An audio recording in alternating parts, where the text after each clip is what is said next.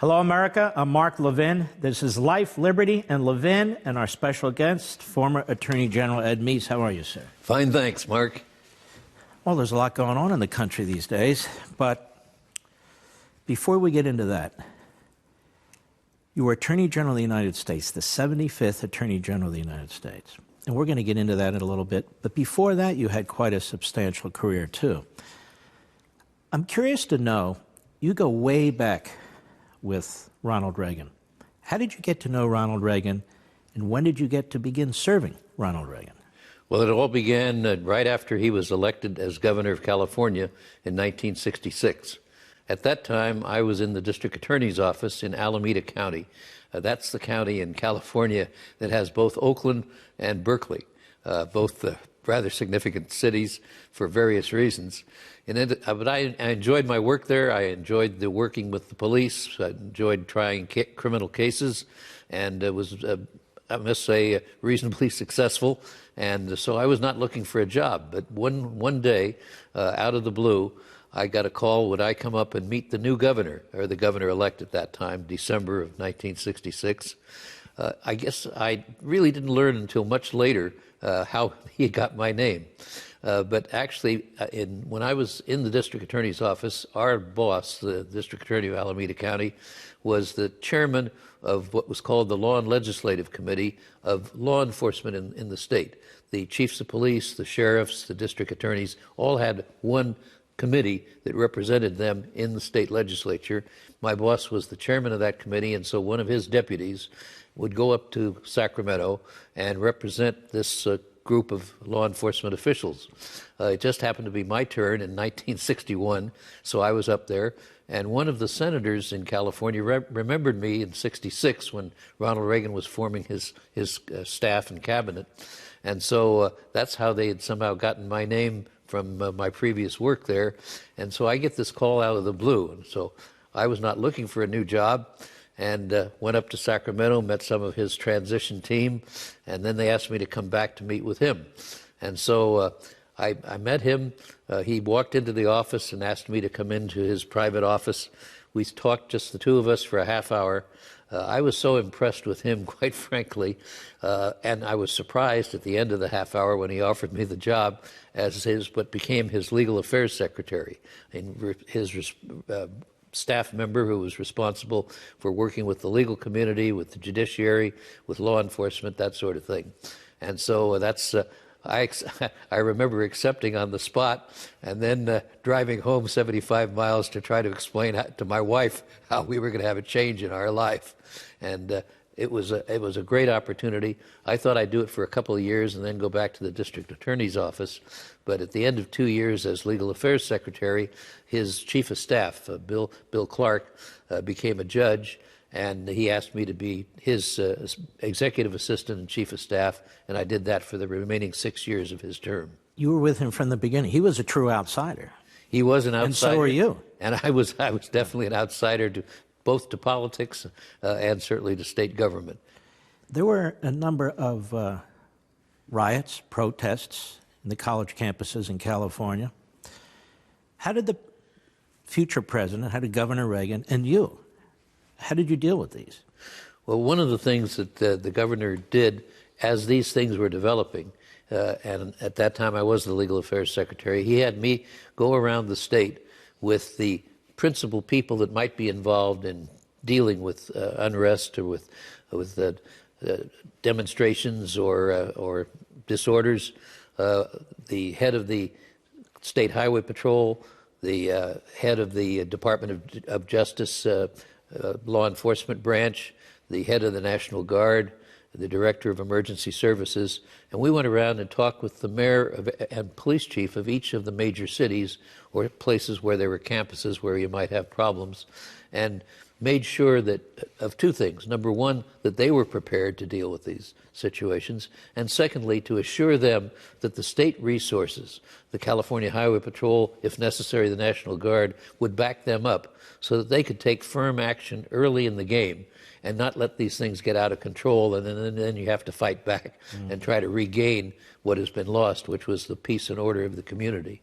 And so Ronald Reagan's idea was to be very firm at the same time to recognize that you give people the opportunity not to participate in disorder or riots or breaking laws, and to, if necessary, listen to what the grievances were, and to try to treat people fairly, but always with the understanding that no one has the right to either break the law or to trespass on other people's rights.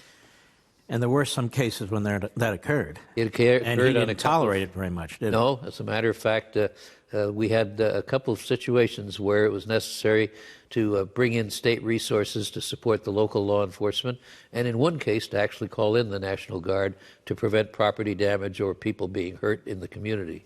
Mm-hmm. And now let us jump ahead a little bit. Ronald Reagan decides he wants to be president of the United States. The first go-round, the delegates in California propose Reagan during the convention. The second time around, he takes on Gerald Ford and almost beats him. And the third time around, he beats the field, and he's nominated president of the United States. You were with him pretty much during all these occasions. What can you tell us about the man? I mean, you saw him behind the scenes, we saw him in front of the scenes, and so forth and so on. You saw him as a governor, you saw him as a candidate. We'll get into the presidency in a minute. How did he treat people? What about his principles? What was his mission? Well, he had definite ideas. For one thing, in 1968, he didn't feel that he was really running for president. But a lot of people were promoting that idea, some of them within his own circle of advisors. I frankly, along with Bill Clark, the two of us, he was the chief of staff at that time, we didn't think that it was a good idea for him to run for president. For one thing, he was doing a good job in California, but there was a lot yet to be done. And secondly, he was really new to the game of politics. And I don't think he ever felt that he was really running. But a number of people, he was a favorite son candidate in California, and there was a reason for that, and that was to bring all the segments of the Republican Party, which had been torn asunder a few years before, to bring them, particularly in the Goldwater-Rockefeller fight of 1964, and he wanted to bring the party back together. So for that reason, he ran as a favorite son candidate. And then at the convention in Miami, there were people who wanted him to be kind of a backup in case the man that they were supporting, which was Nixon at the time, in case he faltered in the second or third ballot, they wanted to have a conservative to rely on, and so that's why they put his name. Did Reagan like Nixon? I think he did. I think he did. I think he respected him, and he liked him, and he was. He also he believed that Nixon would be a good president, and so he was very supportive of Nixon. And then, of course, in 1976, he regretfully ran against an incumbent Republican president, Gerald Ford, because he liked Ford also. But he felt that the country was on the wrong track in two ways. Number one, the administration then was still essentially taking the programs and the philosophy that Lyndon Johnson had brought in with the so-called Great Society, and that they were continuing those programs and even building on them, both in the Nixon and the Ford administrations. And so he felt that the government was growing too fast, the federal government, and that it was spending too much money. And the other thing was he had studied communism from the early days, his early days in the 1940s, when he was president of the Screen Actors Guild. And the Communist Party USA tried to take over the movie industry in Hollywood because they wanted to use it for propaganda. And so they tried to infiltrate the various unions. And one of those unions was the Screen Actors Guild, of which Ronald Reagan was the president. And he led those unions to fight the communists and to root them out so that the communists didn't have a stronghold in the major communications vehicle in those days, the movies. And so he read about communism internally in the United States, but he also read about international communism. And so he had developed his own ideas. So in 1976, when we had so-called détente, the idea of communism and freedom existing side by side, he knew that that was not a stable relationship. And therefore, he felt that the Soviet Union was actually cheating on this idea of détente, and that as a result of that, we were being weakened, and that the forces of oppression, particularly where the countries behind the Iron Curtain were under the strong yoke of the communists, that this was not a good way for people to continue to live in those countries. And so for that reason, he essentially took on the foreign policy of the then existing administration. And he almost won. And he almost won in '76. And he yes, was indeed. disappointed. I mean, he almost won. He was disappointed. And Martin Anderson and others who worked for him said the next day he was off and running again. Well, I think that's a little bit of an exaggeration. Really? I don't think he was really, because I think at that time he was in his late 60s, and nobody had ever run for president, or at least been successful for president at the age of 70. And so he was still uncertain, I think, in my personal conversations with him, he was uncertain. But he didn't want to rule it out. Mm-hmm. And so he wanted to leave that open as a possibility. And of course, as he moved ahead, particularly as Jimmy Carter became president, and he saw things continue to move in the wrong direction, that was when he firmly believed that it was important that he run again, and which he did, of course.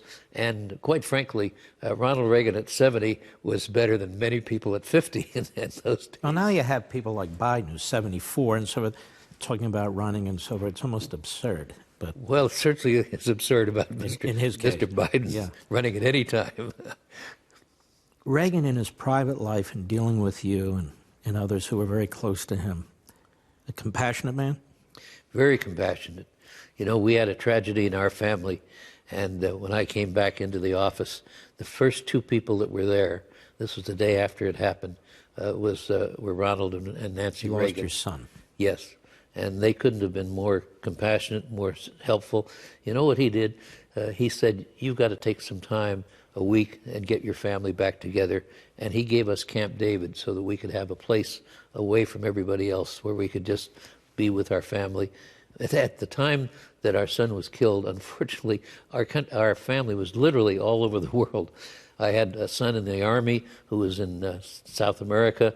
I had a daughter who was with friends up in Alaska or in the Northwest someplace.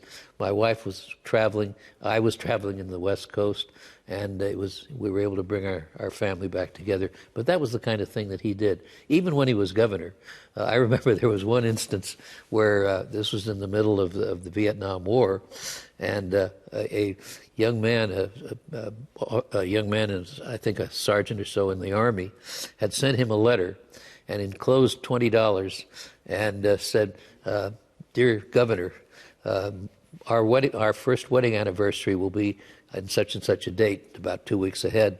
He said, "Would you mind taking this money, buying some flowers, and getting them to my wife?" And Ronald Reagan, of course, not only added a few dollars, quite a few dollars, for a little better bouquet, and then literally went to the man's house and personally presented this to this Army sergeant's wife. But those are the kinds of things he did. He had friends like Frank Sinatra and others, and when he would get a letter from someone who had had some hardship, or a kid saying, "My bike was struck and destroyed," he would point this out to the friend, and that friend would anonymously then take care of whatever that mission needed to be to help some person somewhere in California. When we come back, I want to talk about your tenure in the Reagan administration. You did a number of remarkable things that are still having an effect today.